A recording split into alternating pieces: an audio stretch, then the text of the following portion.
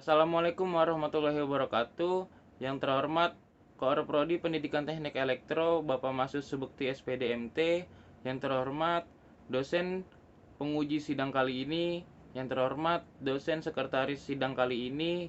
Yang terhormat Bapak Imam Arif Raharjo SPD MT selaku pembimbing pertama saya. Yang terhormat Bapak Dr. Ari Sunawar MT selaku pembimbing kedua saya. Sebelumnya perkenalkan, nama saya Muhammad Fadil Akas dari Pendidikan Teknik Elektro. Di sini saya akan mempresentasikan seminar usulan proposal saya yang berjudul Analisis Perencanaan Instalasi Listrik Solar Cell di Kantor RW 02 Kelurahan Cipinang Besar, Kecamatan Jatinegara, Jakarta Timur. Dengan latar belakang seperti program kementerian dan juga pemerintah daerah, serta keunggulan dari sel surya, dan juga energi alternatif di wilayah Cipinang Besar Selatan merupakan hal yang baru bagi masyarakat di sana.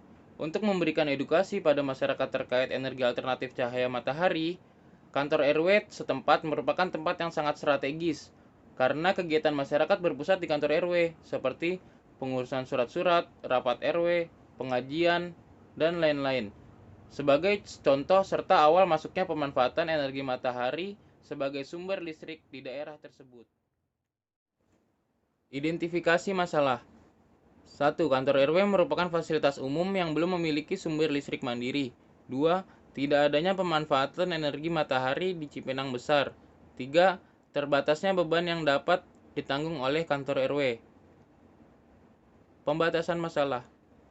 Penggunaan sel surya sebagai sumber listrik selanjutnya dilakukan di kantor RW 02. Selanjutnya penggunaan baterai sebagai penyimpanan.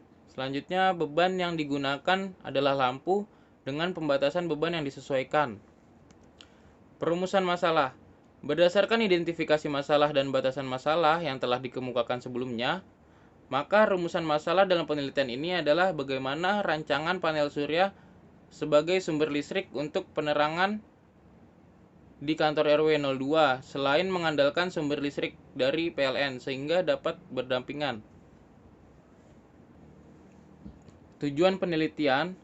Tujuan dari penelitian ini adalah untuk membuat perencanaan panel surya sebagai sumber listrik mandiri berdampingan dengan sumber listrik dari PLN untuk menghemat token pulsa listrik.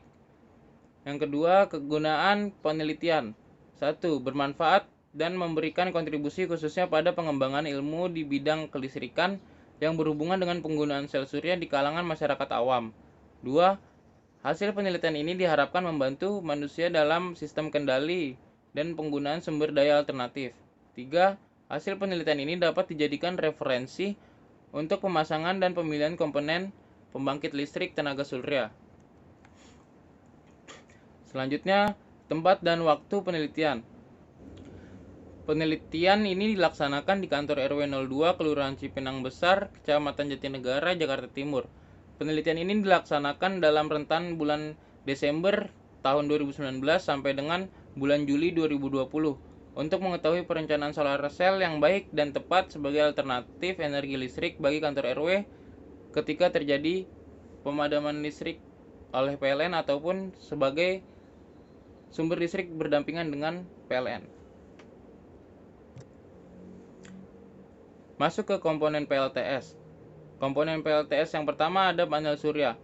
Sel surya merupakan suatu komponen elektronika yang dapat mengkonversi energi surya menjadi energi listrik dalam bentuk arus searah. Yang kedua ada baterai. Baterai sebagai penyimpanan energi untuk pemakaian malam hari ataupun mendung ataupun di siang hari. Ya, selanjutnya ada inverter. Inverter adalah perangkat elektrik yang digunakan untuk mengubah arus listrik searah atau DC menjadi arus listrik bolak-balik atau AC. Yang selanjutnya ada Solar Charge Controller atau disingkat SCC, merupakan alat yang berfungsi untuk mengatur arus dari solar modul ke baterai dan baterai ke beban. Dalam merencanakan solar cell di kantor RW 02, perencanaan ini untuk memberikan referensi kepada pengurus RW serta masyarakat apabila ingin memasang solar cell sebagai alternatif Agar tidak terjadi kesalahan untuk memenuhi hal tersebut, maka peneliti membuat analisis perencanaan solar cell yang ideal dengan memperhatikan beberapa aspek sebagai berikut. Yang pertama, biaya yang dimiliki. Yang kedua, lokasi pemasangan solar cell. Yang ketiga, bentuk atap yang akan digunakan. Yang keempat, komponen yang akan digunakan. Adalah kegunaan dilakukannya perencanaan solar cell. Yang pertama, hemat dalam segi pembiayaan tanpa mengesampingkan kualitas produk. Yang kedua, mudah dalam pemasangan, penggunaan, dan perawatan. Yang ketiga, penggunaan alat yang efisien. Selanjutnya, diagram alur penelitian. Yang pertama, mulai, lalu dilanjutkan dengan melakukan studi literatur. Yang pertama, mempelajari komponen alat PLTS. Yang kedua, membaca referensi jurnal atau buku yang terkait dengan perencanaan solar cell. Selanjutnya, ada observasi lapangan. Selanjutnya, menentukan masalah dan kebutuhan. Selanjutnya, membuat rancangan tata letak komponen. Apabila ada terjadi kesalahan, dilakukan pengulangan dari observasi lapangan. Lalu dilanjutkan menentukan masalah dan kebutuhan. Dilanjutkan dengan membuat rancangan tata letak komponen. Apabila tidak ada kesalahan lagi, dilanjutkan membuat wiring antar komponen. Lalu dilanjutkan dengan pengambilan data. Selanjutnya menganalisis hasil. Selanjutnya membuat kesimpulan dan selesai. Dalam menentukan komponen, kita menentukan 4 komponen serta menganalisis. Yang pertama ada panel surya, kedua ada baterai, ketiga ada inverter, yang keempat ada solar charge controller. Yang pertama panel surya. Panel surya memiliki kapasitas dengan satuan WP. Untuk mendapatkan berapa WP bisa menggunakan rumus total daily watt dikali 40% lalu dibagi dengan charging efektif. Ya, total daily watt di sini adalah penggunaan beban selama sehari. Ya, misalkan ada TV dengan 80 watt digunakan dalam waktu 2 jam sehari. Berarti total daily watt-nya adalah 80 dikali 2 sama dengan 160 watt per day.